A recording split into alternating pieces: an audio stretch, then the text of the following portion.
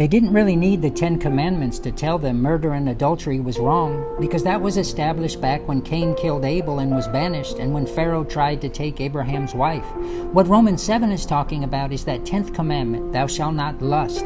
It was that specifically that the law highlighted in man that he could not stop, though the command says thou shalt not. A society can teach you adultery and murder is wrong, but it would never dawn on you that anger and lust on the inside is wrong until a law says thou shalt not.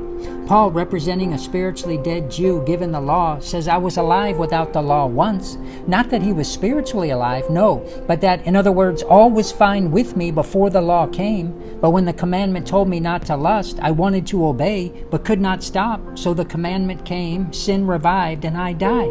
He was already spiritually dead, but the commandment he couldn't keep condemned him. The Jew who wanted to obey this command saw the freedom to do so in Christ and would accept him as Lord and Savior. The battle Paul described in Romans 7, putting himself in the shoes of a spiritually dead Jew given a law he could not keep, specifically that 10th commandment, thou shalt not lust. That inside sin no spiritually dead man can stop, no matter how much you threaten them. Paul taught the freedom from this was getting born again, as described in Romans 8. All Paul is doing is teaching what Jesus taught in the Sermon on the Mount. Jesus said, if you are angry or look at a woman with lust, you are guilty of the act because you are sin and can't escape it. This is why he said you must be born again. Now with a new human spirit and a new nature, you can resist lust, the gateway sin to every other sin. Now, if resisting it, which you can do because you are born again, it can't draw you out and trap you to conceive sin. Satan has fooled the church in this area, saying the thought of lust can't be resisted, therefore the flesh sins, but the spirit is sealed. No, that is a Gnostic lie that leads to hell. Your spirit is not tainted by the sin, only if you are resisting it.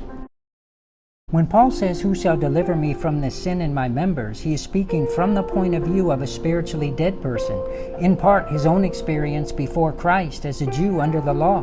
What he meant was this desire for sin on the inside, namely lust, that fuels anger, strife, jealousy, pride, all the inside stuff that spills out into what we traditionally call sin.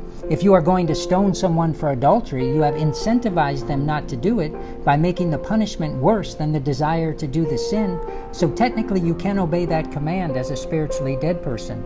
But the sin of lust, that least common denominator sin in all sin, is in your members, your spiritually dead DNA, and you cannot stop, though the law says stop.